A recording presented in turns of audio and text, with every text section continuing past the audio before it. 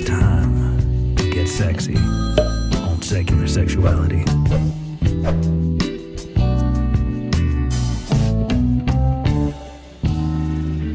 Hello and welcome to Secular Sexuality, the ACA show that's glad to find you safe and sound. I'm Christy Powell. My co-host this week has over 7 trillion nerve endings and a seemingly supernatural self-defense mechanism. Vila Bianca. Hello, everybody. And our guest tonight is the host of Stuck Not Broken and Polyvagal podcaster, Justin Sunseri. Hi, thank you so much for having me on. I'm super excited. Can I say hi with my dogs here real quick? Yeah, bring them in. Let's do it. I was told Start with everyone the likes important stuff. There you go. Yeah, this is Daisy. Oh my goodness. She is a yapper, very annoying, but she's cute. And then Ginger, come here. A little bit bigger, but not much. This is Ginger. Super sweet. She just like melts into you. She's a extremely affectionate dog. We love them both, but Ginger's extremely, just insanely affectionate. I want everybody to picture your cute dogs when they start to hear dogs barking in the background, because that's definitely not my poorly behaved mongrels. That's Justin's adorable pets that you just met. Ginger and Daisy. There you go. But thank you for having me on. In my time with the tech crew before this, I got the impression that your audience is extremely important to you, to both of you. And so to be trusted enough to come on here and share what I think I know, it's an honor. So thank you, seriously. We really appreciate you being here. Thanks so much. And if you guys would like to talk to us tonight or talk to Justin, I know we're getting into some neuroception tonight. So we're talking on some of the same things we discussed with Annette James and hopefully bringing that into a larger perspective for y'all. If that's interesting to you, if you're listening and you've got a question or maybe something that we say resonates with you and you want to talk about it, give us a call at 512-991-9242. Or if you're not by a phone or are overseas and that would be very expensive for you, you can always get in touch via your computer using the link tiny.cc/callsex. So no excuses. We want to hear from you. Yeah, well, we did speak to Annette James recently about the polyvagal ladder and got kind of just a broad overview on polyvagal theory. You definitely don't need to be understanding what any of those words mean. If you missed that episode and are watching now, we're definitely going to walk you through this as gently as we can. But yeah, we're getting into a little bit of neuroscience. So Justin, I'd love it if you could give us just a broad overview for folks who missed it on kind of the discovery of these ideas and how polyvagal theory, I guess, came to your attention.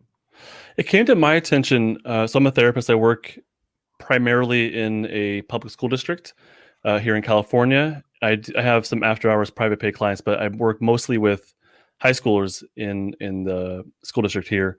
And there was one client in particular, or one student in particular I was working with, that I wasn't happy with the way things were going as far as myself as a therapist and seeing change, because we were very, very stuck.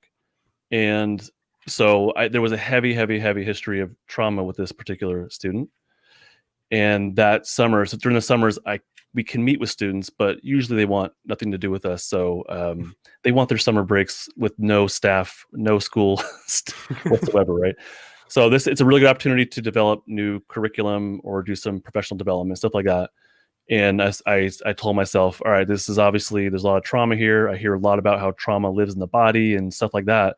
But I was like, I don't know what that means. I have no idea what this means. And I'm going to start from scratch. I'm going to assume that I know nothing about trauma. And I went to where any good academic would go, which is YouTube. And I looked up trauma. And I found something called somatic experiencing from Dr.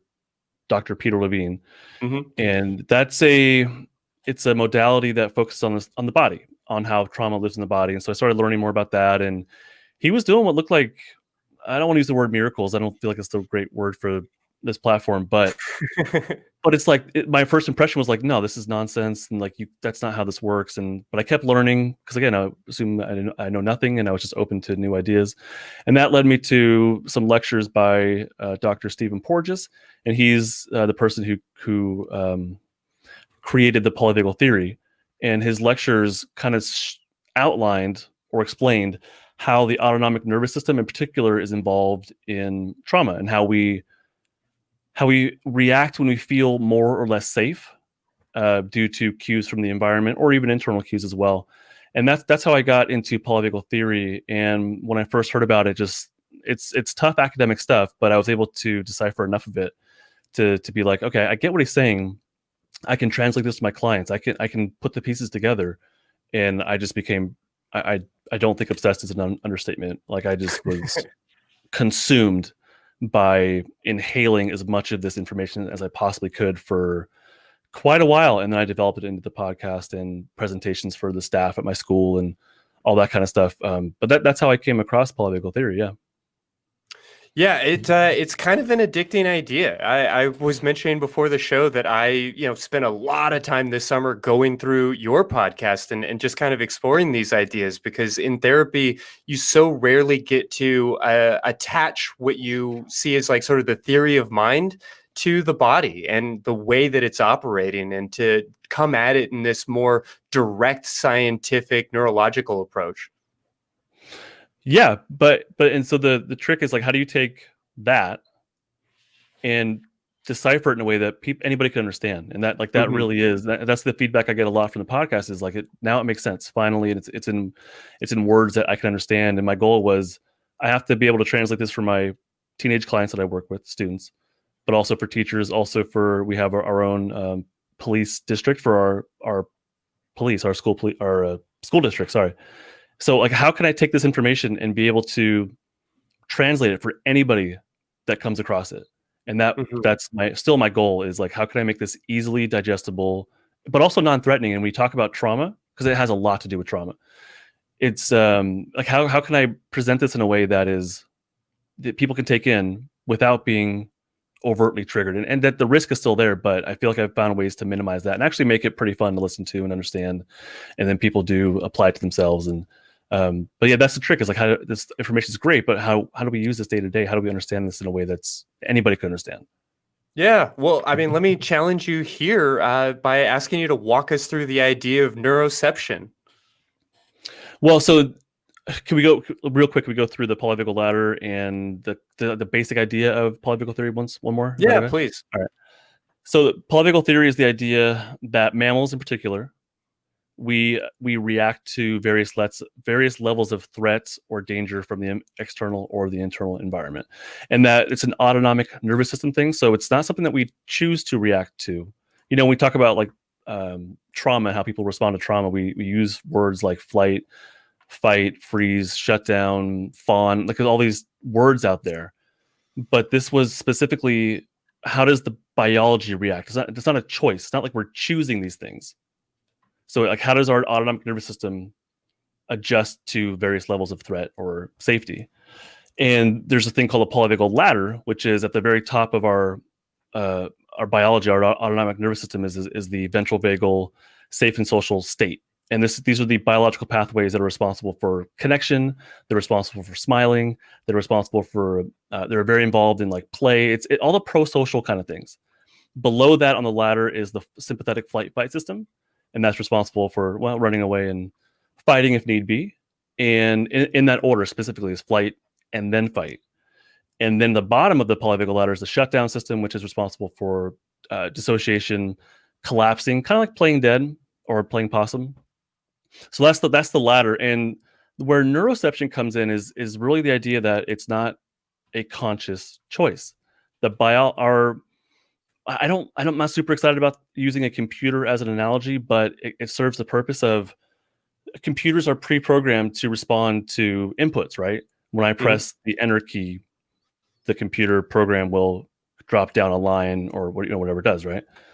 So similarly, within mammals, that we have stuff like hardwired into it. So if I were to all of a sudden have more of a monotone voice and my eyes went wide and I just talked to you like this, like you probably would have a reaction to that.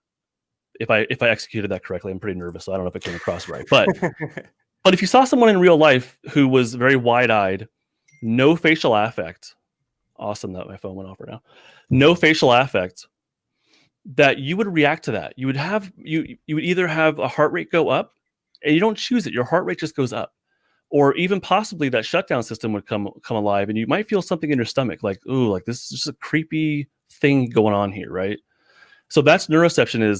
It's not a choice. It's not a menu of options that you're choosing from. Really, it's a sequence of events of how we go down the ladder, but also come back up the polyvagal ladder. But it's not a conscious thing. There's no choice involved. It's hardwired. These responses are hardwired into us. And yeah, it looks different person to person, probably. This has a lot to do with probably culture, upbringing, family environment you live in. So there's lots of things that come into play. But I think there are these universal like these responses that we have hardwired within us. Probably that helped us to survive through evolution and whatnot. Yeah, those pieces of what's universal and what isn't, I think are really where the devil is, like where the value in understanding these things are, because what your partner might be presenting to you as may not be how they're actually feeling. It's so easy for me to interpret, my girlfriend as being angry at me, when actually she's just very passionate about this, 15-year-old episode of Dawson's Creek and just didn't want to look away from it. And so I'm getting this danger cue that, oh no, she's really upset with me. She won't even make eye contact, when really she's in a great mood and is just totally focused on what she's doing. There's whatever state she's in, but also there's the state that we're in as part of the the interaction. So the way that I perceive somebody who maybe has like a flat affect or like wide eyes or is more tense, if I'm at the top of my polyvagal ladder, if I'm in my safe and social state and I'm really well anchored in there, then I can see that person and I'll be able to stay anchored in those biological pathways. I'll still be able to access my social engagement system. But that's if I have that system really well developed. But if I don't, or if I enter that situation in more of a flight-fight energy, then the way that I experience that is going to be much less empathetic, first off. Probably a lot less patient. There's probably going to be all these ideas that pop into my mind about what's wrong with this person or what's wrong with me. So like what we bring to the table is kind of like one half of it, maybe one half. The other person has what they're bringing to the table, but there's also the environment and how does that affect our biology, plus a whole bunch of other stuff that comes into the equation. But it's a two-way thing, and it's called co-regulation. We actually send these danger or safety cues back and forth, danger cues as well. That's called co-regulation, which is a separate topic I'm happy to go into as well. But that's co-regulation, yeah. Mm-hmm. Yeah, I think it's important here to kind of highlight how this process works. You talked a little bit about the autonomic nervous system and sort of the level of choice, how it's not a menu in these different things.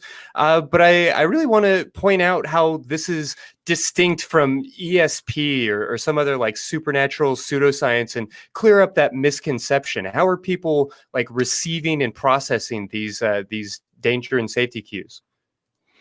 So it has a lot to do with brainstem. And so I'm a therapist. And as I was researching this, I got really deep into it, probably way too deep for my education level and what I'm capable of. And eventually I was getting to a point, my wife said, she's a nurse. And I was asking her questions about dendrites and stuff like that. And she's like, people go to school for years to like understand this stuff. And I'm like, oh, okay, so I might be taking on too much here. So I know it has a lot to do with brainstem. I know that there's certain pathways like the ventral vagal pathway that activates, or the safe and social state. There's a dorsal vagal. So I've gone that far. So it has a lot to do with brainstem, which is like it takes in information from the outside and so, like from the senses. So yeah, I mean, on a more basic level, like you're hearing yeah. and listening and using those same sensors. Yeah, so it's using the sensory inputs that we have, right? So hearing and seeing and feeling and all those things, and it's taking those and making these. I don't like the word decision, but it's sort of responding to what the neuroception of safety or danger is. And we don't use the word perception because perception kind of indicates that there's a subjective, individual, cultural kind of aspect to it. So perception has, I think it's more of a subjective individual thing. Neuroception, it speaks to the biology that we all share, that I believe is pretty much universal. And when no matter who the client is that I'm working with, when they describe what it's like for them to be in a shutdown state, to be stuck or to exist in a shutdown state, that there's universal things that I can kind of anticipate that their experience is going to be like. So they struggle to like name and describe what they're going through. But there's some things that feeling empty, feeling lonely, feeling numb, feeling disconnected, or even dissociated. There's things that universally just come along with being stuck in that more shutdown state. It looks like depression. So that's why I would say it's more of a universal thing. And it's again, not a choice. And it's not exactly perception. It's really the biology's response to a whole bunch of stuff, really. And the fact that the biology can get stuck in those states and we can exist in these states for years and years and years, potentially. Yeah. Well, what are the quick takeaways? I mean, if we are becoming aware with our, more conscious mind of what's going on in our brainstem and sort of the environmental cues that we're picking up, what can we do with that information? I think that co-regulation, like I mentioned, I think that's a big one, is understanding that whatever state that we're in, that we are projecting that. Like there are things that we're doing that suggest what state we're in. So if we're like tense and anxious or fidgety, we are projecting that we're in probably more of a flight fight kind of energy. Like we exist, or at least in that moment, in more of a flight fight kind of energy. So I think it's important to recognize that we give off these cues and the other person picks them up, and we're going to respond to each other's cues, to cues of safety or danger. And so ideally, we want to exist as much as possible in our safe and social state. And so we give off these safe and social cues. Not that easy. Not saying it's easy whatsoever. Downright extremely difficult for many of us, right? Especially with like quarantine and political stuff. And like a lot of us are probably dropped down our ladder globally, I would assume, right? So I think that's one thing, is co-regulation. The other thing that is really important that comes along with this is the concept of story follows state. And I kind of alluded to it before, that no matter what state we're in, that we're going to have some sort of narrative in our head that stems from that state. So our thoughts don't just exist by themselves. Our thoughts are directly related to what state that we're in. If we're in more of a flight fight energy, our thoughts are going to be more blaming. There's going to be a lot of blame involved, potentially, or a lot of projections of what somebody meant and what they're out to get me, and well, what did this text message mean? And like your thoughts switch along with whatever state that you're in. That's called story follows state from Deb Dana. I think those two are huge takeaways, and I think have a direct application to day-to-day life. Yeah, for sure. And relationships, which is what I'm excited to be kind of getting into. And we're going to take a couple of calls before we get into that conversation. But while V is pulling that up, I guess I'm curious if you have any quick pro tips for how to create a neuroception of safety in our daily lives, or to create a more comfortable, more safe environment. Yeah, it's what it really comes down to, and again, it's not that easy. Yeah, I mean, it's a whole episode to itself. I know. Right. But your body will tell you, if you listen and you're curious, not judgmental, but like curious, your body will tell you how it feels about whatever situation or whatever environment you're in. So I have my office here, my studio where I record the podcast, and my goal was to make this as many cues of safety as I possibly could. So things like the light above is more glaring, and if I turn that off and I have these smaller lights on around me, I just feel more at peace. I feel more likely to smile. I feel more likely just to take a deep breath and like relax. Versus going to like the DMV, your body will tell you that it's not a safe place. It doesn't exactly feel cozy. The crampedness, the lights, the loud noises of announcing numbers. So if you become curious and listen inward, your body will tell you that yes to this, no to that. And then if you can notice those small pieces, you can begin to develop your own personal environment and what feels the best for you. Mm-hmm. Well, I'm super curious, because to me, what I'm hearing, and I love that we're going to be talking about specifics and how to actually utilize this. Justin, I love what you said about how information is one thing, but like, how do you actually benefit from it? How do you see it impacting you in the real world? For me, I'm curious because we get those cues subconsciously. The DMV is not a safe place. That doesn't necessarily mean that the DMV is unsafe. And I think that for me, I'm seeing a lot of people assuming that what they feel has a bearing on reality in a way that is unhealthy, right? Like, I felt like this was wrong, therefore it is wrong, or I felt like this was the right thing to do, or that I was safe here, therefore it was true in reality. And I'm wondering if you can talk for a minute on kind of that differentiation, because I imagine that's very important to kind of pull apart in conversations with people. I think so, and I'm glad you brought that up, because as I was saying it, I'm like, that sounds pretty self-centered. That's not the way I mean it, but like, it could easily go that direction. I think you're right, and I totally 100% with you there. So when it comes to this stuff, it's more about you. It's about the individual, and it's important to notice those thoughts that pop into your mind. But those aren't necessarily an accurate reflection of reality. Those might just be a thought that's in your mind, and it's okay to be curious about those without judgment. So, but it's really more about noticing, like, my biology. What makes me more likely to smile? What makes me personally more likely to be able to take a deep breath into my belly and to be able to let it out slowly? Like, and that's kind of good enough. Now, what makes me feel certain ways and therefore that thing is this way? No, that's not necessarily helpful. I think when you're in your safe and social state, those evaluative thoughts of like the value of somebody, of an individual or a group of people, those thoughts about this is their value, or this is my evaluation of their worth or their humanity or whatever it is. When you're in a safe and social state, those thoughts don't really happen. I think that thoughts are a lot more curious, a lot more interested, open, empathetic. But when you're in that sympathetic flight-fight energy, that's where judgments and evaluations come into play.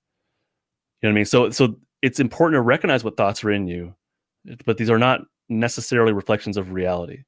And you really have to be very curious about what's happening to be able to discern that. It's not easy, but the more ability you have to do things like smile and breathe easier. And I say those because when you're in your ventral vagal safe and social state, those capacities are unlocked. But that's a good indication. If I'm in that state, that's a pretty good indication that my thoughts are probably on the right track. And hopefully that doesn't sound too totalitarian. Well, No, I that think makes a lot of sense.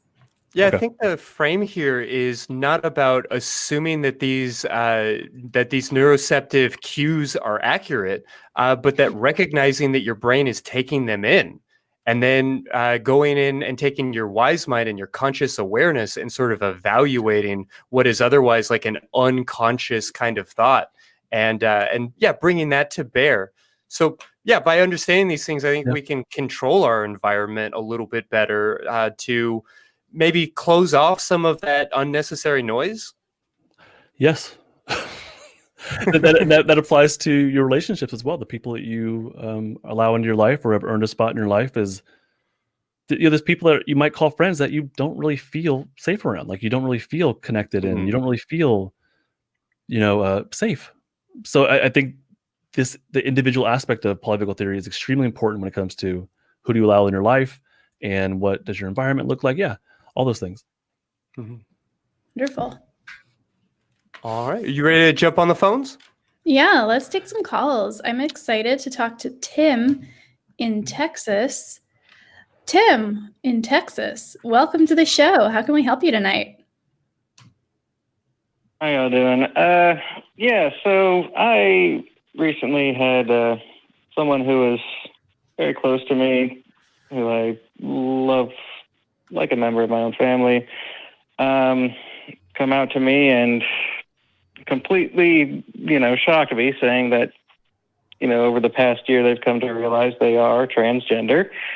And, I'm in a state of shock because this is, one of the last people I would ever expect, not to not something I would have expected. But, I want to be, open and accepting to this person. And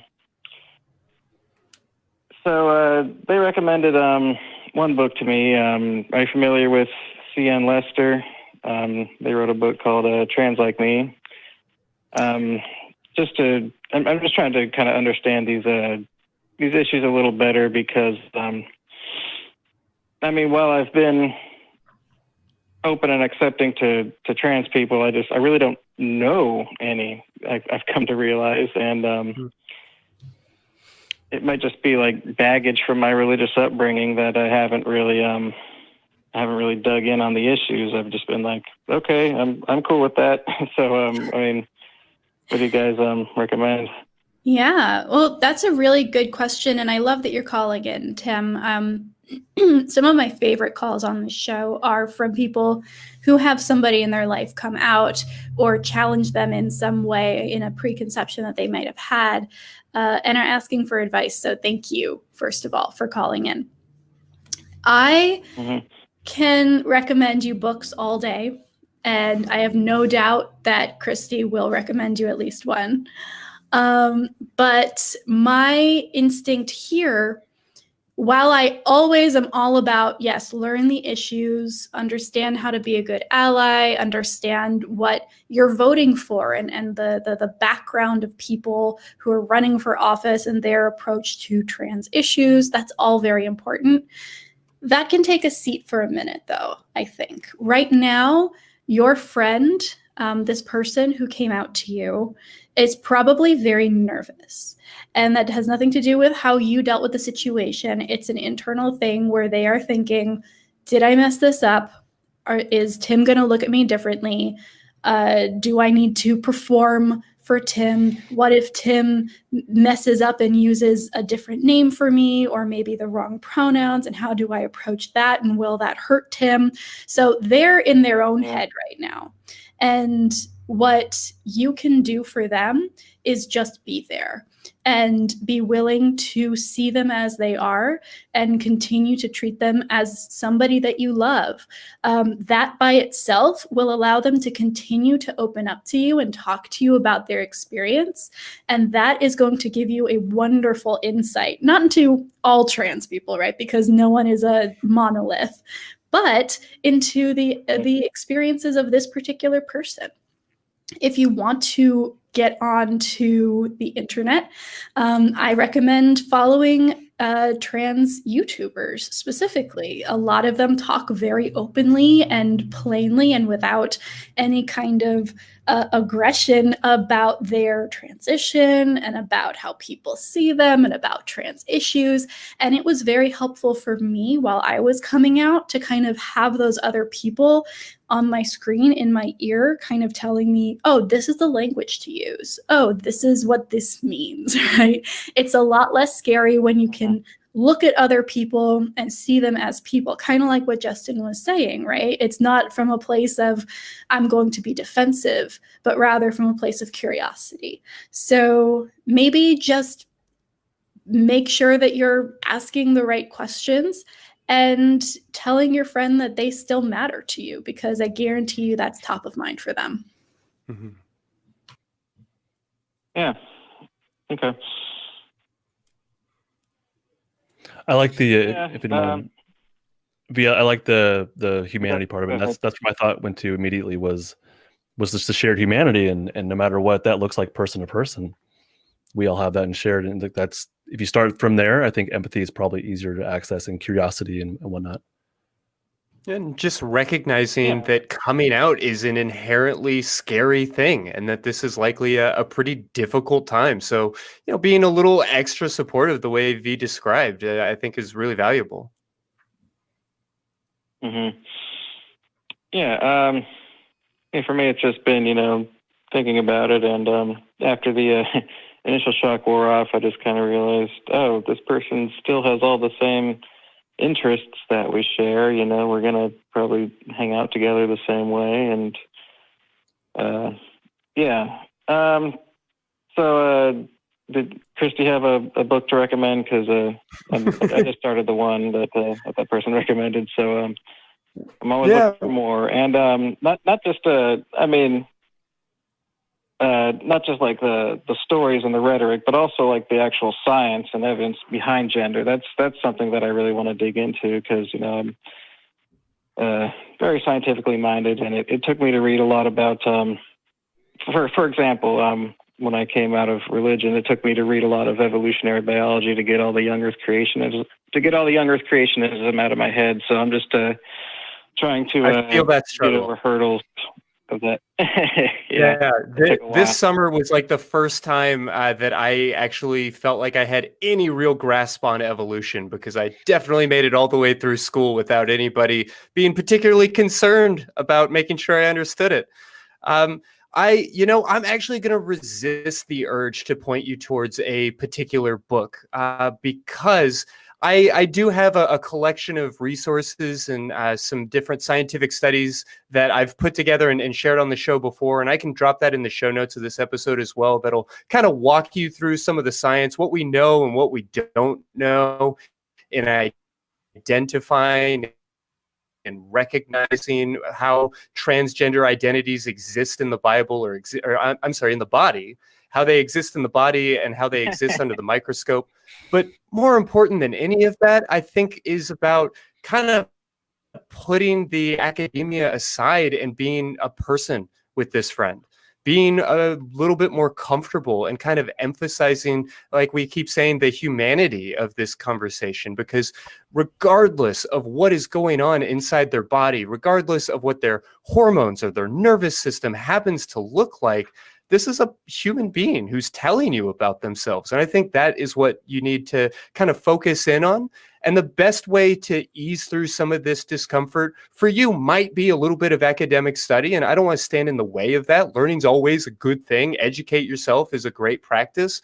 But I think you're going to want to focus on just becoming a little bit more comfortable being around trans voices, being around trans folks. And one great way to do that is through film and podcasts, through YouTube. I mean, all these different media formats that just give you an opportunity, whether it's stand-up comedy or a serious drama. I mean, not every experience of a trans person or experience of trans art needs to be about that trans identity. So just watching something that's a little bit more lighthearted and funny, maybe jumping into something that's politically minded or whatever else scratches your itch, just to be kind of exposed to these types of folks and their particular voice, I think is going to be a much more effective direction for you. Okay. Yeah, well, I appreciate all that insight. Can I bring up one more thing real quick? And it might not be an easy question to answer, but I do just have that disconnect in my head from, I don't know if it's, like I said, the religious baggage, but I struggle to think of trans women as women. When you see a person, you gender them in your head with a knee-jerk reaction, and you wonder where they're coming, where they came from, and all that. So it's difficult for me to, trans and women are two separate words. They're two separate things. I know that, but maybe I just need to keep on working at it. Yeah, I think that Christy's instinct is good here for a couple reasons. First, I do want to address your question, though, first, and it kind of ties into why I like Christy's answer. If you have probably interacted with trans women that you didn't know were trans, if you have any amount of exposure to large groups of people, that has probably happened and you just didn't know it.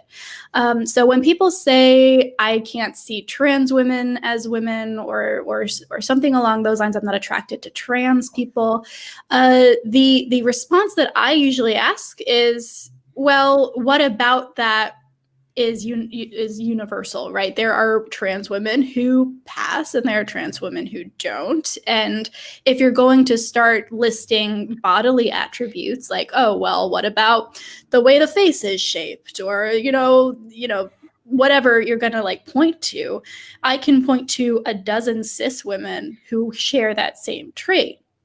So then it becomes less about trans women and more about maybe a particular great. And then we can unpack that. But I would resist the urge to box everybody into the category of everybody is going to look in a certain way, or everybody is going to present in a certain way. And I think that is why I love Christy's response, because before you get into the academia, it seems kind of like there's the instinct to be up here and look and study, when we want to make sure that we're looking at the other person first, right? All that academia is important and is there, and Christy will link stuff in the description. But before we can dig into the biology, I think it's important that we understand that we're talking about other humans, not just on an intellectual level, but really deeply and emotionally. Like, we have these emotional connections and these neurological connections to other people. And I think that that needs to come first if the research is then going to be approached in the correct way, which is, with empathy. So I love that Christy responded in that way. Also, one last thing before we let you go, Tim, take it as a compliment that your friend came out to you, because that means that they feel safe around you. That means that you are important enough to them that they're that they want to be their true self around you. And they don't want to lie. They don't want to hide. They want to be themselves around you. And that's important to them. So the fact that they came out to you at all is huge and is an honor. So good for you for being the kind of friend that somebody could come out to. Okay. All right. Well, I'll take all of that and run with it, and gonna keep on reading and keep on researching. Thanks for taking my call. Thank you, Tim. Have a good rest of your night. Well, V, I see him stacking up a little bit. Do you want to sneak in one more? Yeah, let's talk with, this might be an interesting call. We have Objectively Dan on the line from our sister show, Truth Wanted. Dan, welcome to the show. Hey, everybody. How's it going? Going good. How are you doing, man? Glad to hear from you. Doing great. Good to hear from you guys, too. I had a question that was specifically for Tim, but, anybody can give an answer to this. A couple weeks back, I was recommended a book, and this book is called The Body Keeps Score by Bessel van der Kolk. And the synopsis of the book is, you're probably familiar with it, but for those who are listening, it's mostly a book about trauma, and it's a book specifically about the doctor who wrote the book worked with Vietnam War veterans and just people who were affected in trauma in different ways. And it really kind of deconstructed a lot of my ideas about trauma in particular. And I think it speaks to the way that we as a culture have talked about trauma, how we've historically understood trauma. And if I gained anything from that book, it was that, there's a lot we still don't know. And there's definitely a lot of bad ideas out there. So I was wondering if you could speak to, what do you think is trauma, and how do we recognize that in others? And if we do recognize that, if we do have signs of that, what, in your opinion, is the most appropriate way to address it? For example, if I think I know someone who is struggling with a traumatic event or has experienced trauma, is it appropriate to say, hey, I think you're, going through trauma right now, or this is a result of trauma? Or do I even point it out? Do I just say, well, maybe this is just a professional should handle this? Like, what do you think about that? Yeah, well, I know that I kind of have my sort of pat response to the question of what is trauma. But Justin, I almost feel like I kind of want to hear yours so that I can replace it, because I'm actually very excited to see how you would describe that and bring that huge idea into something we can carry around. Trauma, when it comes to polyvagal theory and this more somatic psychology kind of stuff, trauma is not the thing you went through. It's the impact that the event had on your autonomic nervous system in particular, but on the body more general. And when we say the body keeps a score, what we're referring to is being stuck in a defensive state. So whether it be you survived something or you weren't given what was needed growing up, as far as like nurturance and connection and safety and whatnot. The body can get stuck in one of those defensive states, so flight, fight, or the shutdown state, or a freeze state, which is a mixed state. It's a separate topic, but the body can get stuck there. So the trauma is not the event that you went through. The trauma is what you're left with. It's existing in a stuck defensive state. So if the three of us were in a car crash or a bus crash, the three of us would walk away from that bus crash with potentially very different reactions. I might be just fine. V might be just fine. Christy might not be just fine, right? So Christy might be stuck in like a more of an anxious flight energy, and that might last for months. Who knows? So to say that we were all traumatized because we went through the same event doesn't make sense. Trauma is the impact of the event, not the event itself. Some events are more likely to be traumatic, of course, but trauma is the impact of the event. Mm-hmm.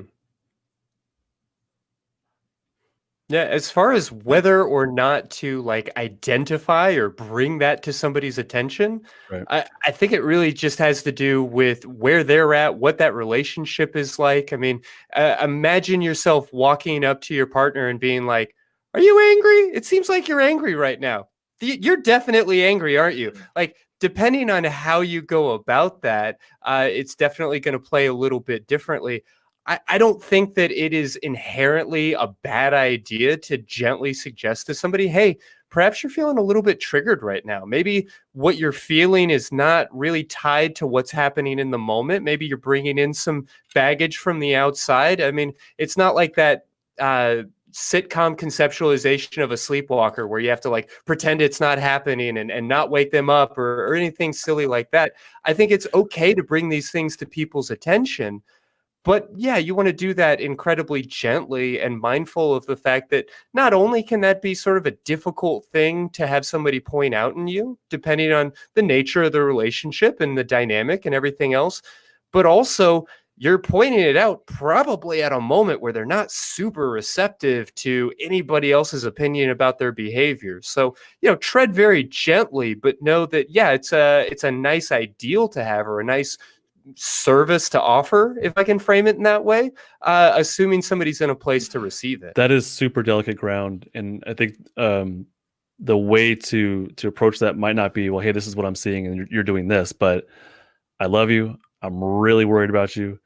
When I'm around you, I notice that I feel more tense, like, I'm really worried about you because I feel it, and that might be a softer way to go about it, but really comes from I love you and I'm super worried about kind of where you're at. And they might say, "What do you mean?" And that's your entrance to say, "Okay, well, this is what I'm seeing. I'm noticing you're tense all the time. You're yelling, or those obvious behavioral kind of things that they can say, okay, yeah, maybe you're right. Maybe you're onto something there." But if it comes from love and from a personal concern, that might be easier to digest than just, "This is what you're doing. Don't do that." Yeah. Yeah, that makes a lot of sense. I think one thing I found in looking into this was just the wide variety of ways that we can experience sort of the impact of trauma, as you put it, right? And kind of relating it to my own life experiences in ways that I didn't really put the dots together, until later. So as an example, I was in a car accident a couple of years ago, and for about a month after that car accident, I not only felt anxious while being in a car, but I would literally have nightmares of getting into other car accidents. And at the time, I guess I didn't realize, that's kind of the impact of this, traumatic event. I saw that there was a correlation there, but I didn't realize, I didn't put it together in other people's experiences, if that makes sense. I didn't see how that was me being stuck in a loop. I thought I was just still kind of a little shaky from the event, but I didn't realize, some people experience that for years with other kinds of events. So it was interesting. Yeah. Yeah, and it can happen in the strangest and most difficult to decipher ways. I love to tell the story of being in high school and being in a grocery store and smelling like some fresh lavender, and all of a sudden my neck broke out in hives. And it took a incredible amount of like thought and introspection and processing to flash back to years earlier when I was learning how to shave, not with like proper barber oil or anything else, but with lavender soap. And I recognized that there was this bizarre association that I had made so many years back. And, thankfully, that was a very easy association for me to break. But trauma can strike us in the most confusing ways. And it might be, okay, I was in a car accident. I'm a little anxious around cars. It could be something much more confusing and difficult to run to ground and identify. Yeah, that's true too. I'll go ahead. When we're stuck in large part, we're very much stuck in that moment of time. Does that make sense? So we're very much stuck, especially if it was what we call an acute trauma, where it was maybe a one-time thing that was extremely intense and probably had more of the flavor of potential death, or I survived something. So even well after the event, our biology literally gets stuck in this defensive state unless the person is capable of allowing that energy discharge to happen. And that's a much bigger talk. But we're very much stuck in that moment, and so it pops up in our dreams, and it pops up in those little moments, like in a grocery store, where the most benign thing is actually a reminder of it's a cue, that input comes into the brainstem, and the brainstem doesn't see an innocent smelling lavender thing. The brainstem is like, this, I associate this with the potential for my death. So it's very much stuck in that moment in time, especially with certain cues that are reminiscent of that certain moment in time. Yeah, it's so interesting because when I was younger, I used to be one of those people. Of course, it was kind of more of a meme at the time to say oh, are you triggered? Everybody's triggered about things, right? That was kind of the thing that was popular to say and popular to make fun of. But now, as an older adult, I guess I see not only were people probably being really honest about those kinds of experiences, but also they can still experience the intensity in what I might consider to be a mundane event, but for them could be a life-altering experience. And I'm really glad I'm sensitive to that now. And I think more people are sensitive to that now, but there's definitely, like I alluded to earlier, I think there's a lot of change in our culture that needs to happen so that other people can recognize and be sensitive to other people's experiences as well. But that's all I had to say about that. Thank you guys for taking my call. Hey, I appreciate you raising all of those issues and giving us that framework for it. So yeah, always welcome. Thanks for calling. Absolutely. You guys have a great show. Bye. Yay, I always love hearing from other show hosts calling in, supporting us. That's awesome. Hey, tells me we're doing something right. There you go. We have a couple more calls, but I'm wondering if we want to dive back into the interview first and then get to them in maybe about 15 minutes. Yeah, for sure.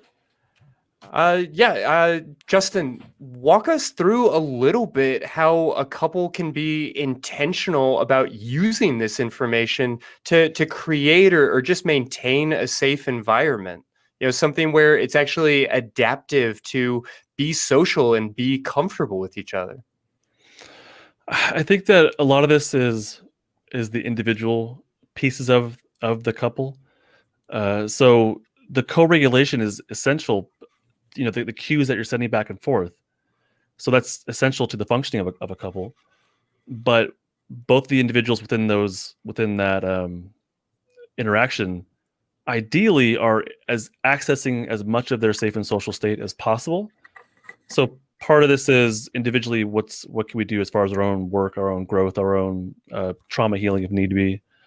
But then as a couple, that I think that's would be a good time for what does our environment look like if they're living together, maybe. What does our shared environment look like, that, or what does it feel like? What does it smell like? How much space is there, so that we can function together? And that's a communication the two can have.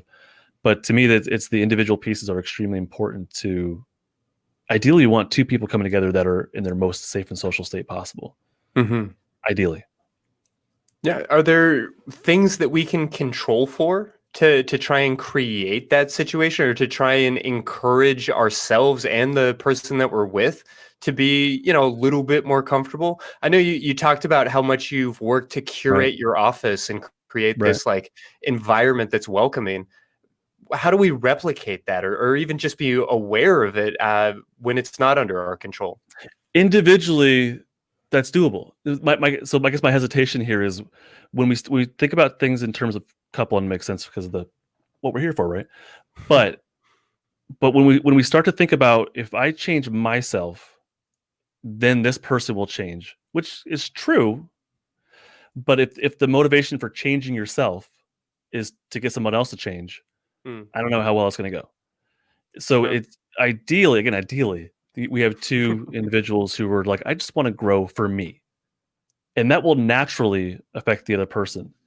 And when it comes to co-regulation, as far as what cues I'm giving to my partner, right? If I'm in my safe and social state, those cues will come across naturally. I will smile naturally. I will be close gently naturally. I will have more, it's called prosody. It's more of a sing-songy quality to my voice. Like those will just happen. And then your partner will pick up on those, and that will help them to climb their own polyvagal ladder into their own safe and social state. But if we enter these interactions with, how can I get this person to change their behavior or to climb their ladder, that's going to come from a very evaluative place. And if we're coming from an evaluative place, that's probably more of the flight fight energy. So evaluation is a lot different than acceptance and empathy. Empathy, acceptance, curiosity, that's a safe and social state, top of the ladder. Evaluation is flight fight energy. That's in the middle of the polyvagal ladder. So if we're looking at, here's my relationship and what do I bring to this? What do I do? How do I act? That's a lot different than, let me just work on me and bring like the best version of me that I can possibly bring to this relationship. And if two people are doing that, I think you're off and running personally. Does that answer your question? Hopefully it did. Yeah, I mean, in a broad sense, I hear what you're saying about not wanting to try and like tie a lasso around somebody and yank them up the polyvagal ladder, or to try and push people in that way. But I also know in my own relationships, my partner and I's brains are just wired very differently. I like to joke about the fact that oftentimes I'll be brushing my teeth, and she will come to me while running the sink, while watching something on her phone. She's got a heater that's going on in the background with the electric motor. She's got a fan going on in the bathroom, and there are all of these different sounds. And while I'm brushing my teeth, she'll try to ask me about what I want to do tomorrow. And all of a sudden I realize, I have never been this stressed out by this question in my entire life. To her, that kind of background noise is really not a stressor. She's somebody who will refuse to sleep without a fan on. She always loves having that kind of background noise. And for me, that kind of thing can be really overwhelming. So a key to us having a functioning relationship is developing a little bit of a scorecard for each other, or even just a profile that says like, oh, if I'm going to ask Christy something important, I need to make sure the overhead light is off. I need to like work to create this scenario so that we can have this conversation effectively. Yeah. And I guess I'm wondering if you can run us through maybe some bullet points on what to be aware of when we just want to be heard. Well, based on what you were saying, I hear two people who care about each other, and that's the starting point. And then you can do the evaluative thing of like, what works for you, what doesn't work for you. And I think two people that care will be able to hear that and maybe make some alterations, and it won't be a big deal. But if you have two people who are in their flight fight state attempting to figure out what works for you, what doesn't work for you, I don't think it's going to go very well. It's going to be a lot of blame, and well, this is because of these issues, and you're doing this to me. And if the starting point is that the empathy for each other, the compassion, the genuine love that we have for each other, then those evaluations of like, what do we do about this? That's going to go a lot smoother. And I think that's kind of what you were highlighting, is that I hear two people that care about each other. And that can have that conversation and are willing to make alterations in their daily life or alterations in their own personal behavior. And that's not manipulative. That comes from empathy. That comes from compassion. That's a lot different than, I want to change myself so that you'll change. You know what I mean? That's very different. I hear two people that care. I hear two people that are willing to negotiate. That's healthy relationship skills that I'm hearing. Mm-hmm. So I think those skills of like negotiation or listening or whatever it is, those skills are a lot more doable after we're in our safe and social state enough. Because doing those skills from a flight fight energy or a shutdown place, that doesn't go very far.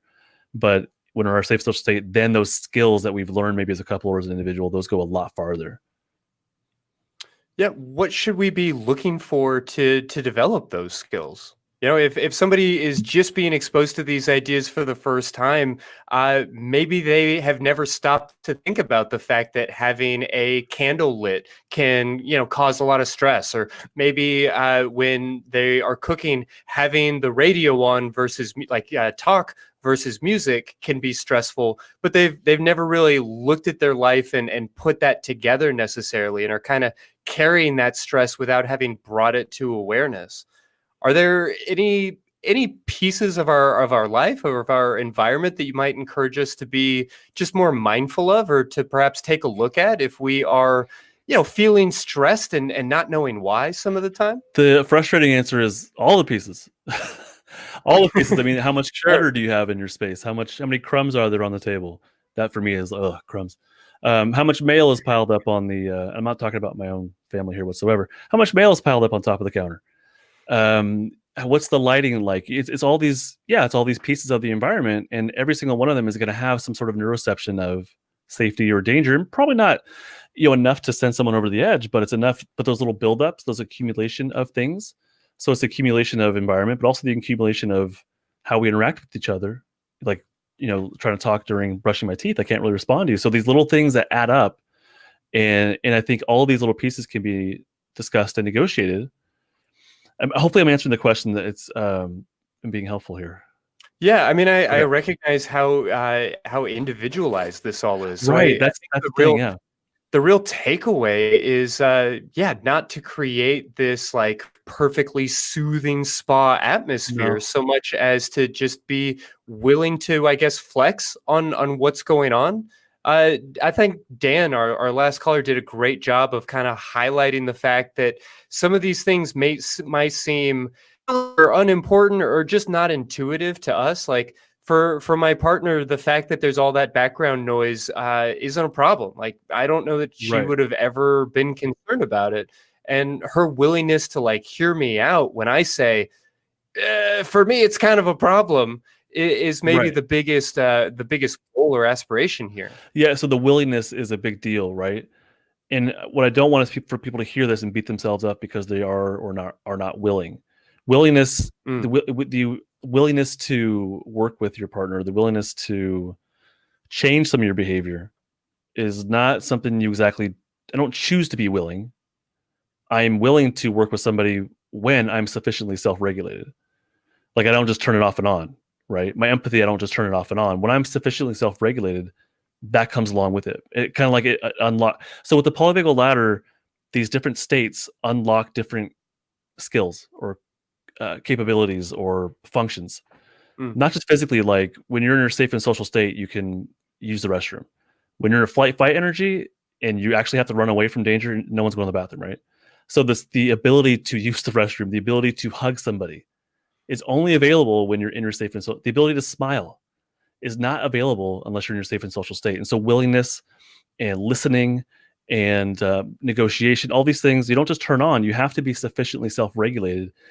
And then if we have two of those people, then those skills are useful. Then those skills that are unlocked, we can now use them in order to tailor our behavior or tailor our environment. Does that make sense?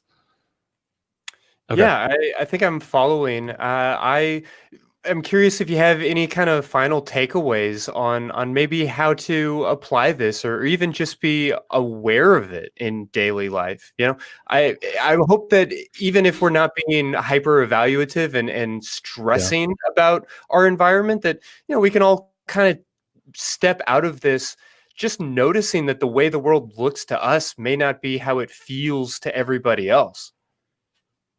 Yeah, when I first started learning about this, I became like intensely aware of how things, like how I felt about my environment. And I work in a public school, so I was like so curious that I started setting myself up for little experiments.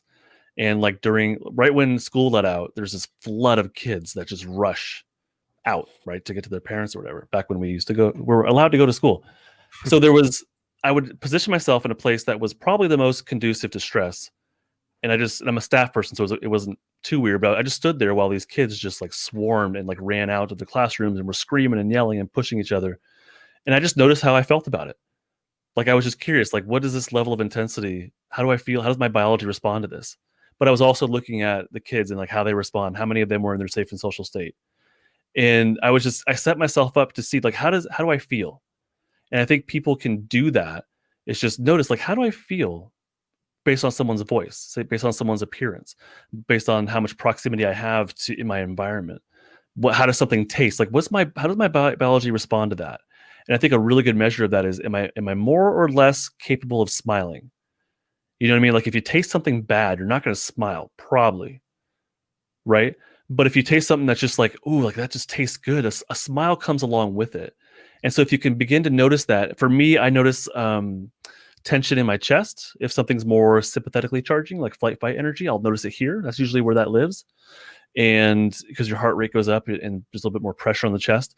And then when something's more of a shutdown cue, then I notice that in my gut. And you feel, like, for me, it feels like this twist or acid, like spikes of acid in my stomach. So if you can become, these things are happening for every single one of us, but if we don't slow down enough to notice them, we don't notice them. So they're happening. Your body's going through all these shifts constantly, but if you're not listening to what your body's saying, then you just miss them. So they're happening. I would really encourage people to become more curious as much as they can about what's happening within them, and especially the chest, the gut, and the face. These are kind of cues as to where you're at on your own polyvagal ladder. All right, that's a lot to take in. I appreciate you kind of walking us through the neuroscience of it, and also giving us sort of a map for how to maybe identify it in our lives. V, are you ready to jump on the phones? Yes, absolutely. Let's talk with Sam in England, because it's getting pretty late over there. Sam, welcome to the show. Hiya, guys. Hello. I called in a few weeks ago, so hi again, I guess. You called in to talk about coming out to your family over the holidays. Is that correct? Yes. Awesome. Yeah. How'd it go? That was. It went interestingly. So I think I mentioned last time that my mum knew most things except the fact that I'm polyamorous and everyone else didn't. When I explicitly brought things up, the whole family completely blanked on the fact I'd said anything, except my mum when I mentioned having multiple partners, when she asked me, oh, you're dating someone? And that was it. But the week before Christmas, I bumped into some street pastors from my nana's church. And that was interesting because I was wearing... So I mentioned being non-Christian last time. I'm pagan. And I was wearing a pentacle necklace. And I was wearing I was wearing a dress, and I got stopped by them. And they didn't recognize me at all. Wow. And they handed me these pieces of paper with stuff on it, trying to convince me to go to their church. And so I walked up to the guy who had stopped me and was just like, hiya, John. And he just didn't know who I was. And apparently his initial reaction was to presume I was a demon, to kind of give you an idea of the people in this church. So I then discussed with them for a bit. But really weirdly, they didn't mention it to my nana at all, meaning they're trying to hide it from her. Because when I mentioned to my nana that I bumped into them, she was really confused because they hadn't told her.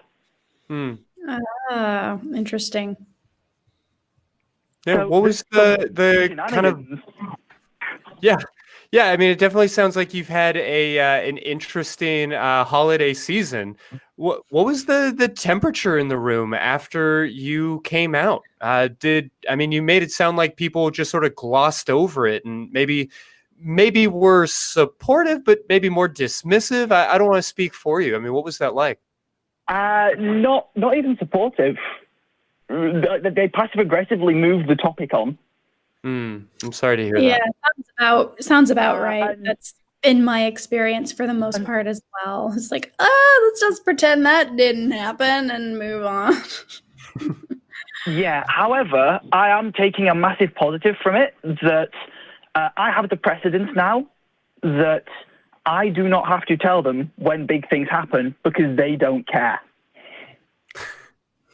That's true. Yeah, it's fair to say. I mean, again, this is your story, and if they want a piece in it, I hope that they'll step up to the plate. But yeah, you definitely don't owe it to them to share your identity or really even share your life. I mean, I hope that these are meaningful people to you and that you're able to build and continue with that connection. But it's certainly not an obligation. It's really about what's serving you and whether or not those relationships feel like they're adding any value to your life. Yeah, and I'm not going to cut contact with them or anything, but I'm at the point with all of them where I speak to them maybe once a month. And unless they start to put in some effort as well, because I've tried a few times, then it can stay like that. And it possibly sounds quite bad talking about who's obviously like my immediate family like that. But I don't see that I personally have many other options, and I refuse to worry about it. I have anxiety enough. That's a good policy. And yeah, it can feel a little bit harsh, maybe from the outside. Wow, they're talking about their family in this way. But I think here on Secular Sexuality, we understand that you can create your own families and you are not obligated to be beholden to or loyal to people who don't appreciate you or who give you anxiety or who dismiss big events in your life because it makes them uncomfortable. Certainly that's not something that we would suggest you do. So I say go for it. I think you're spot on. You have plausible deniability now, right? You can say, hey, I told you the things, you didn't respond to the things, so I just assumed you didn't want to know, and move on with your life. Yeah, pretty much. Though I very much look forward to if I bump into those street preachers again, because they gave me a list of apologetics resources, including things like Frank Turek. Oh gosh. And so I didn't have time. I didn't have the time to explain to them at that point that I could tear apart the works that they named for me without having to relook over them. Yeah, that'll be a fun conversation. Maybe get that one on camera, and then I'd love to see that. Oh, that'd be something. Oh my gosh. Well, thank you so much for calling in with an update. I know we generally encourage people who are in the middle of a big process or a point in their life and call in to give us an update, because either way, it makes us feel closer, right? If it was an amazing situation and you wanted to share the good news, that's awesome. We would be happy for you. In this case, it wasn't so awesome, but it certainly wasn't the worst case scenario, so we can be happy about that. And also we can empathize, right? There are people on this show who have had similar experiences, certainly in the live chat and the viewership. We have people who are right there with you. So thank you so much for giving us a little bit of an update, Sam. Yeah. Well, I am going to go probably hop on another stream now, but I will be watching the rest of this later because Polyvagal theory is interesting and you guys are awesome. Sounds good. Well, thank you so much. All right. Let's talk with Keith in Florida. Keith has a polyvagal specific question. Keith, welcome to the show. Hey, thank you. Hello, good afternoon, Christy, V, and Justin. Hi. I hope you guys are enjoying your own show so far. It's going good. Justin has a lovely radio voice, so I'm just very happy with this guy in my ear. What can we help you with tonight? Yeah, so the more I hear, the more I'm not sure if I'm just completely off base here. But what does polyvagal theory, how can we use this when we're looking at things like panic attacks that cause people to completely lock up and stuff? Like, how can this be useful when we're in those situations? Either in the situation where we are the person having the panic attack, or when we're around someone who's having a panic attack? And again, maybe I'm completely off base. No, it's a natural, great question based on what we're talking about. No, absolutely not. So I think first off, polyvagal theory is the science of our biology, of mammalian biology specifically. It's not exactly a prescription of what to do. It's more of like, here's the explanation, right? So I want to like go a little bit deeper into what you're describing, because I've laid out the primary autonomic states, which is the safe and social state at the top, flight, fight in the middle, and then shutdown state at the bottom. But it is possible to mix these states and have two of them active at the same time. And that's called a mixed state. Kind of like we have primary colors, and you can mix the primary colors and get secondary colors, right? So you can mix these states and get mixed states. So if you have the safe and social state active along with the flight fight state, that's called play. It's a mixed state called play. So you're super active, but you're safe, and there's a lot of face-to-face contact and smiling and laughing. That's called play. When the safe and social state is active along with the shutdown system, that's called stillness. That's like, you can be self-reflective, you can fall asleep, you can use a restroom. That's the capacity to be still but safe. And now when you mix the flight fight energy plus the shutdown immobilization, that results in freeze. So you're very wound up. There's lots of flight fight energy in there, but you immobilize. And this is very true for things where like sexual assault, someone who survives a sexual assault. This is extremely true potentially for that, where the flight fight energy is active, but they're also immobilized at the same time. That's called freeze. Now, day to day, the way someone might experience freeze is through a panic attack, where there's lots of especially anxious anxious flight energy. So you're really wound up, the heart rate is going, but there's also this immobilization. So it results in this very tense, stiff panic attack, right? Your breathing becomes very shallow, and your thinking is like, you can't really choose to stop doing it. So that's the explanation of what a panic attack is. Now, what to do about that, for me, the benefit to that, the way to deal with that is before the fact. So we want to ideally build the strength of our social engagement system, the safe and social state, as much as possible, so that when that anxious flight energy kicks on, that you're more able to tolerate it, and it doesn't actually go into a full-on panic attack. So that's the way to handle it in the long run. In the short run, that's very individual. It's what works for you as an individual, what works for that specific person on how to cope with or deal with a panic attack. But the money is like, the long run is how can you develop the strength of your social engagement system? It's called your vagal brake. How can you develop that stronger so you can handle that intense energy that comes along, especially when you do like trauma work. When you do trauma work, there's lots of that defensive energy that comes up. And so you have to be able to handle it before going deeper into the trauma work. But that's kind of the polyvagal explanation of what a panic attack is.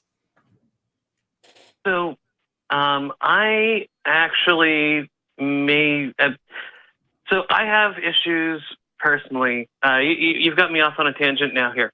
I have issues where I personally don't have a license, and I find learning to drive to be very stressful. I'm constantly concerned that I'm going to do something wrong and honestly kill somebody, and that absolutely terrifies me. And I can feel myself building up to this point where my brain wants to completely just shut off. Now, if I understand what you're saying correctly, I need to find a way to strengthen something, and I'm sorry, I'm not sure what it is. What would I need to do to try to build up my tolerance so that I could learn to drive, or other situations where I have a similar issue?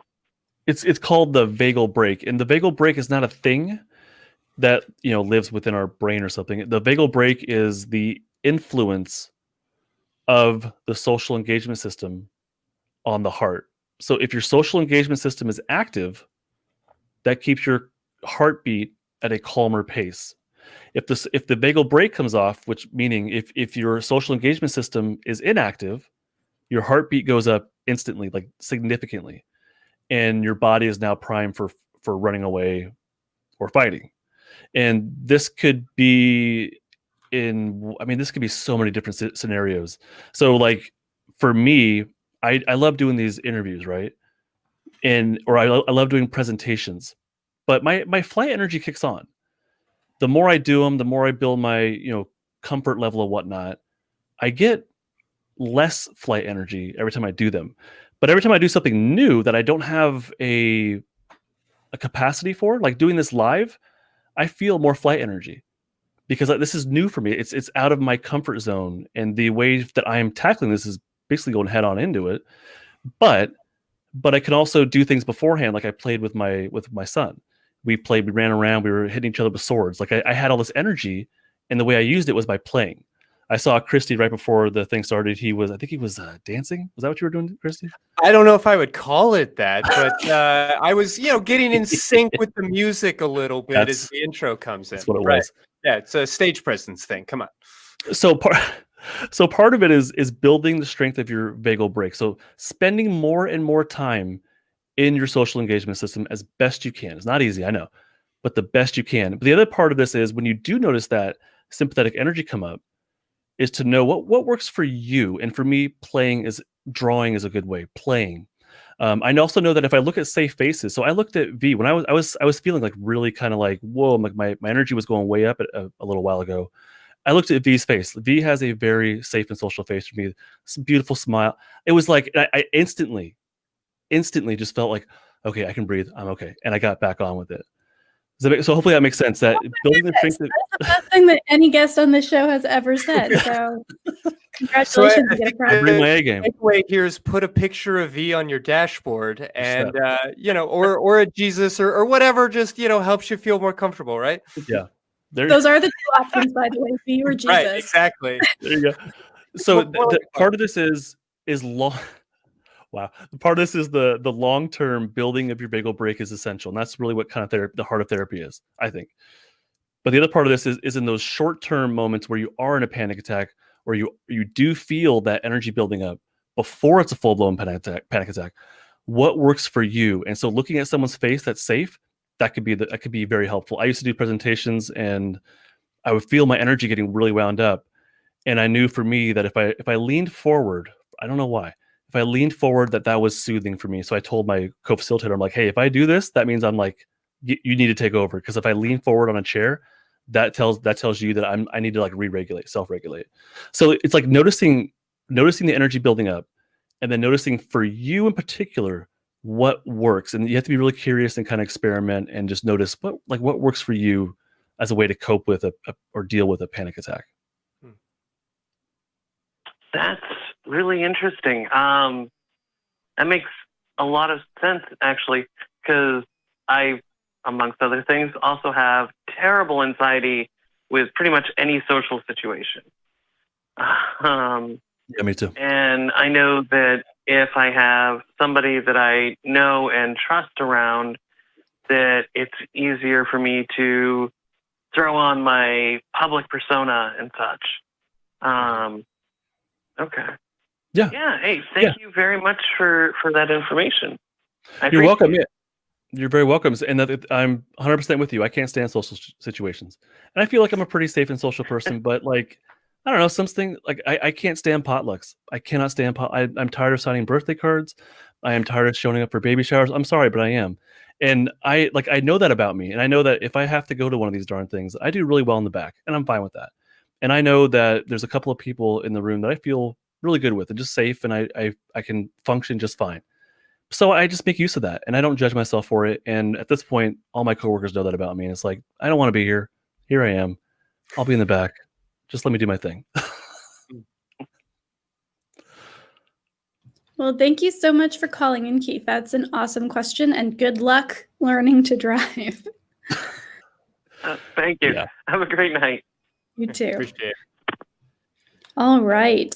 We've got one more caller. Let's take Allison in Canada. Allison, welcome to the show. How can we help you tonight? Hello. How are you all doing tonight? Great. Doing good. see. I actually presented this question to you in one of the mailbag episodes. Oh. Excuse me. I'm the one that had the friends with benefits relationship, but I kept having like nightmares and getting triggered of sexual trauma. I remember that. Yeah, we talked about it. Yeah. Yeah, I was wondering what I could do to get back into the mood. So I started DBT.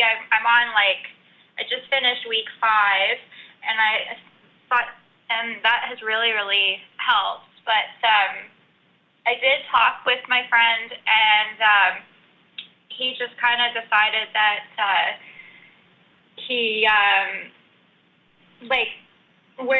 he decided to break it off with me. So we're no longer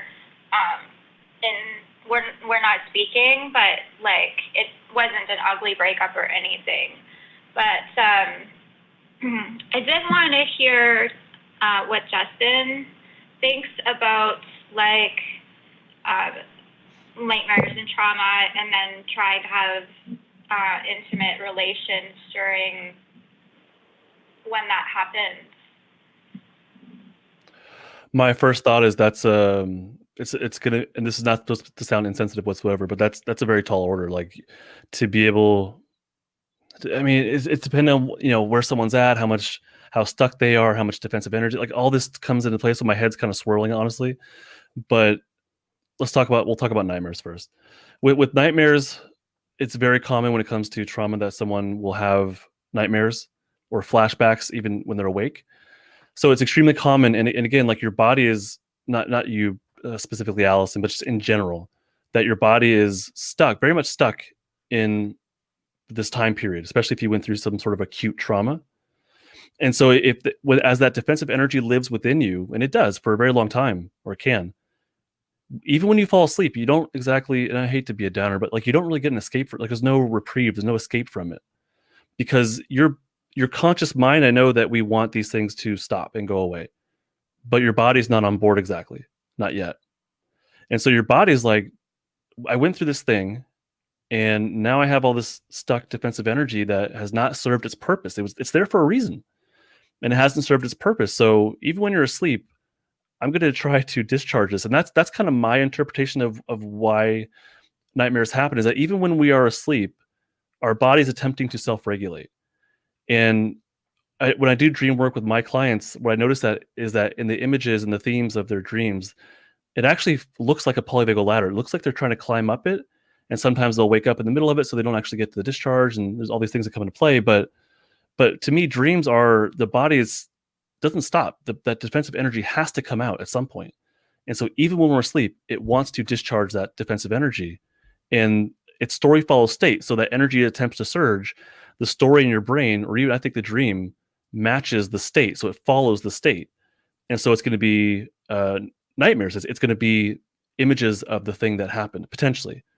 Or it might be brand new images that are just terrifying, that match whatever state you're in. So to me, that's what a nightmare is.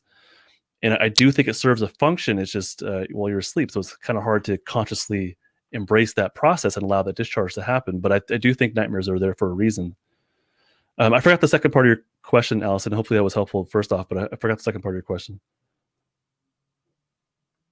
Oh, yeah, it's really helpful. Okay. But there was a second part you had to it. Oh, yeah. When I wake up after a nightmare, sex is absolutely the last thing on my mind. Right. And so I was, it's like, is there a chance to get into the mood that day, or just take what can I do to get back in the mood, I guess, and feel safe enough? I'm going to use an analogy, and hopefully this is helpful for you. Or for anyone, because it's again, I'm speaking just in generalities, and hopefully that comes across.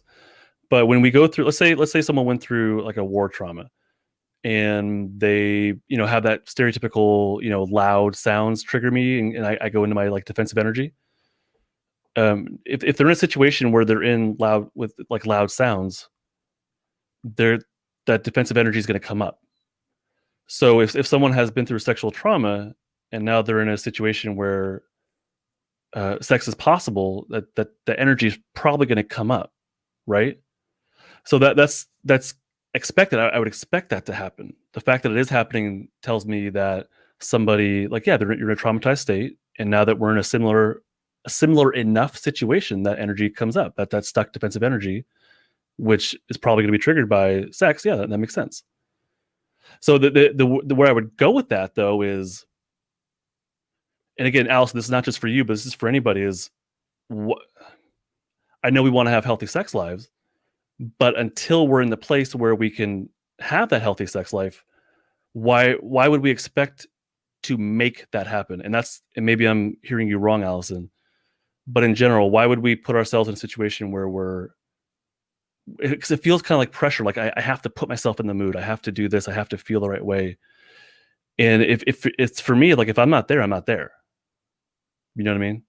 And hopefully this isn't coming across insensitive whatsoever, but I hear, like, I wouldn't expect that war veteran to, like, go put themselves in a situation where they are going to be re-traumatized or triggered and then say, well, why can't I just do that?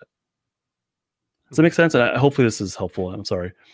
Yeah, I think it's important to remember that sex is play, and it's going to be that mixed state of being a little bit pathetic, your heart racing, your lungs pumping, but it's also going to require a degree of connectivity. And, everybody's ratio may vary, whether you are lovingly looking into your partner's eyes and whispering softly while you take them in a personally fashion, or whether it's, hot, hardcore dungeon, sexy sex. It'll be a little bit varied what state you're looking to be in. But yeah, our sexes effectively play, and we wouldn't expect you to be feeling playful at a moment where you're feeling incredibly triggered and kind of sunk down on the ladder. So, are there ways to boost your mood or to maybe get back to a safe and sound state? Yeah, absolutely. And that's very complicated, and the nature of really therapy and the work that Justin and I do.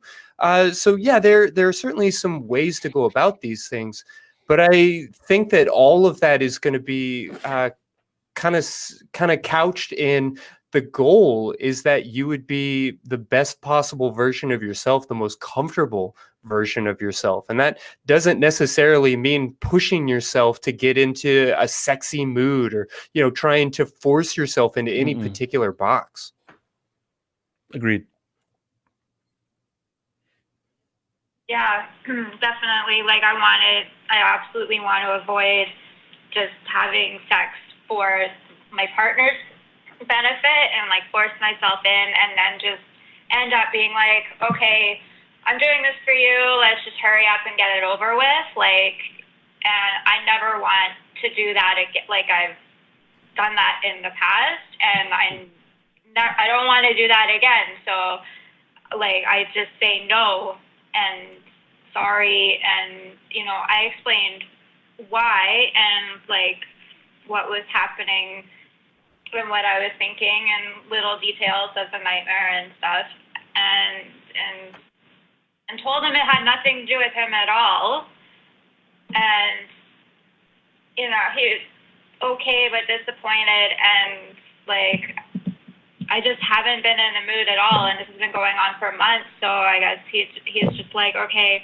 And because it's a friends with benefits thing, it's just like, okay, I can't do this anymore. Good luck, kind of thing.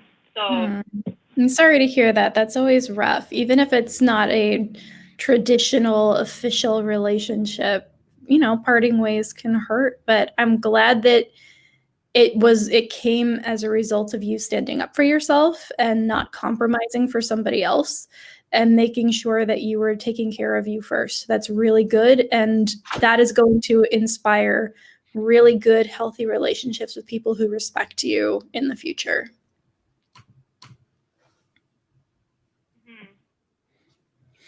Yeah, for sure. Like, and I mean, the DBT has really been helping, like, just to get out of emotion mind and go into wise mind. And, because I've asked myself, I'm like, okay, what kind of mind am I in right now?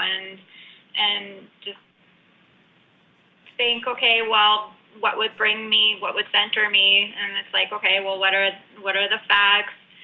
Am I judging or am I doing non-judgment? And there's so much to it, and it's been really good to, and Well, it sounds like you're doing exactly what Justin has been advocating for this whole call, which is paying attention to your own mental state and how you're reacting to your environment, and taking those steps to make sure that you're taking care of you. Allison, we're going to have to let you go as we're at the bottom of the hour and we need to wrap up. But thank you so much for following up and giving us a second call. Oh, you're very welcome. It was great to talk to you all. Absolutely. Best of luck. And I'm sure that Christy and Justin will be posting some wonderful resources as well. So thanks so much for calling. Bye. All right, guys, we are out of calls. Christy, take it away. Yeah, out of calls and low on time, but I just want to ask, where can people learn more about polyvagal theory? I of course want to point everybody towards the episode we did recently with Annette James, as well as your podcast, Stuck Not Broken. Where else can curious skeptics sort of learn more about the science of these ideas? If you want to go to the root of it, it's Dr. Porges is fantastic. It's extremely academic, so I do the best I can to translate that so that anyone can understand it. My website is justinlmft.com. That is my main hub, and that's where I have Polyvagal 101. It's a page where you can get a crash course and links to more information about polyvagal theory. But I also have my Instagram where I post a lot of more mental health kind of stuff, polyvagal stuff. That's Justin LMFT on Instagram. And then I do have a course that's called Building Safety Anchors, and it's designed to help people to figure out what works for you. And what I teach in the course is over 30 days, it's a 30-day course. I teach people 6 different paths on what could anchor you. So I cover music, I cover the environment, a lot more about the environment. I cover thoughts. But there's 6 different paths of what works for you in particular. And then over the 30 days, I help people to practice it, to become more in tune with their body and what safety feels like. That's really the goal, is what does safety feel like for you? And over 30 days, that's called Building Safety Anchors. That's on justinlmft.com as well. Excellent. Well, thank you so much for pointing us towards those resources. I'll make sure to have copies of those links and everything else that we've talked about tonight in the show notes for this episode. But before we get too far out the door, I want to make sure to pull up our crew cam and give everybody a chance to see all of the hardworking hands and wonderful people that put this show together and help us get off the ground. Thank you all so much for everything you do. And of course, to take a moment to thank both of you. Justin, I really appreciate you being here and taking a moment to kind of walk us through these things. And V, of course, for helping me get this thing through and organizing our calls and participating and making this show run. I so appreciate your presence and everything else. Everybody who's watching us tonight. V, who have I left out? Oh, gosh. Ginger and... Marianne and the rest? Yeah, I'm going by Justin, your dogs are my dogs, Ginger and Daisy. All right. All right. Well, we so appreciate you watching, and we'd like to encourage you at this particular moment to go out and give yourself a big ol' orgasm. Or, better yet, give somebody else one.